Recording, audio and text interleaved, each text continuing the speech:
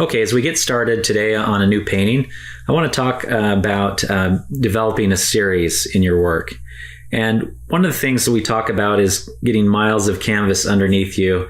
And when we talk about that, it's not just painting a lot. It has a lot to do with painting in series. And a series is something that, as you develop over time, you get better and better, not only at painting, but also in tackling a specific type of subject.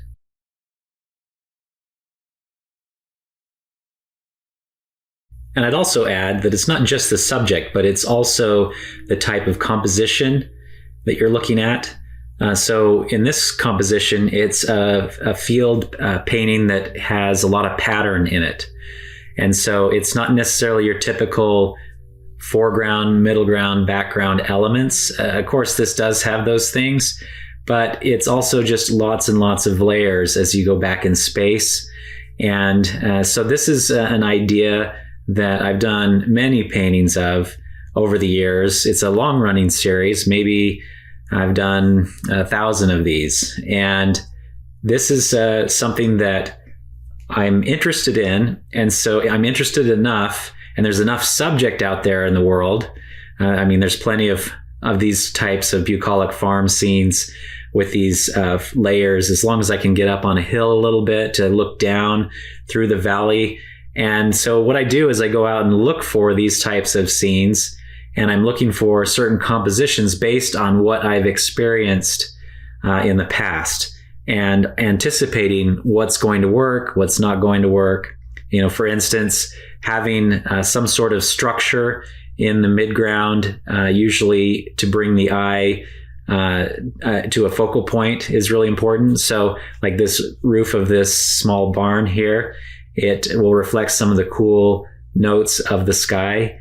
And I find with all the warmth that I have around it, it creates a nice temperature contrast, especially against this warm bale of wheat that's right next to it, or these stacks of hay. And that is something that juxtaposition right there becomes a great place where the eye can go and be entertained.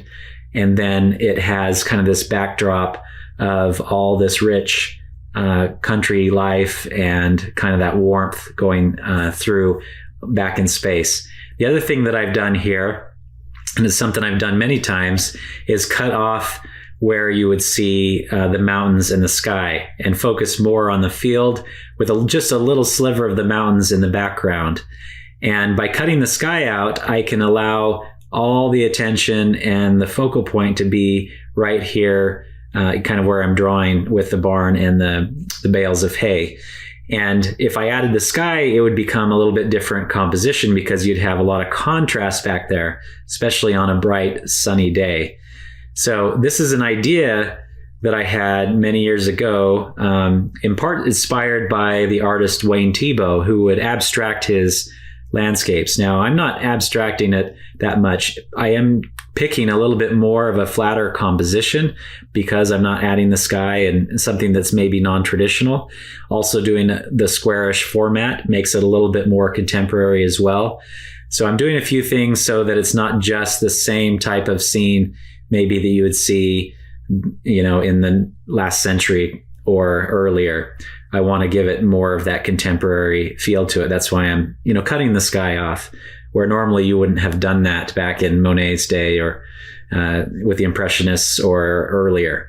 Okay, so those are the kinds of things that I'm doing. Now, I'm rearranging elements, and there are nuances with this, but again, this type of scene that I'm painting here is something I've done many, many times.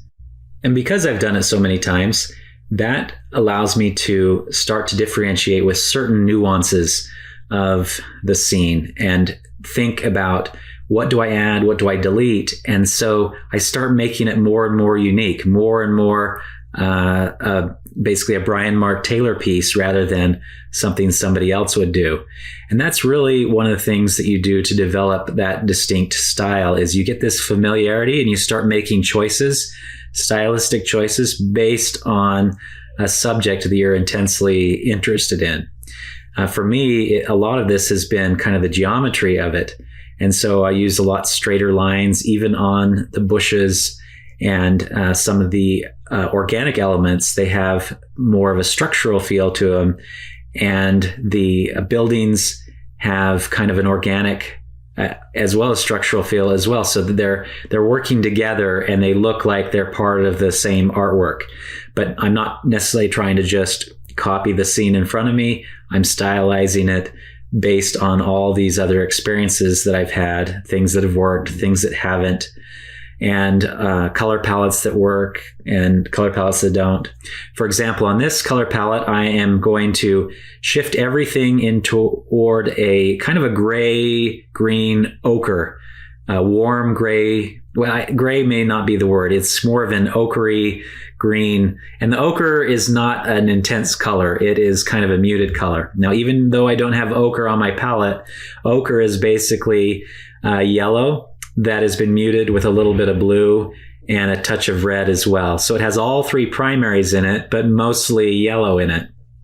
And that color goes into the green and kind of warms it up, but also softens it so it's not a really intense green. It's more of kind of this warm yellow green. And that's what is going to pervade this whole scene.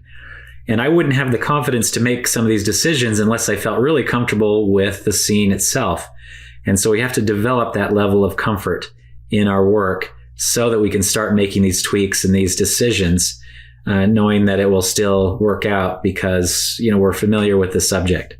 And so that's something that I think when we're just starting out, we're trying lots of different things and trying to discover a subject that you're really intensely passionate about and want to do a lot of. So I think, as I kind of show you the subject here, of course, we're learning a little bit about the technique along the way, kind of how I create these things, but also I want you to think about, what could you do on maybe a subject like this, but put your own take on it, go in a different direction than I've taken it ultimately. I mean, it could be abstracted further, or it could be more realistic, or you could do it at a different time of day that makes it a little bit more intense with the light and shadow shapes.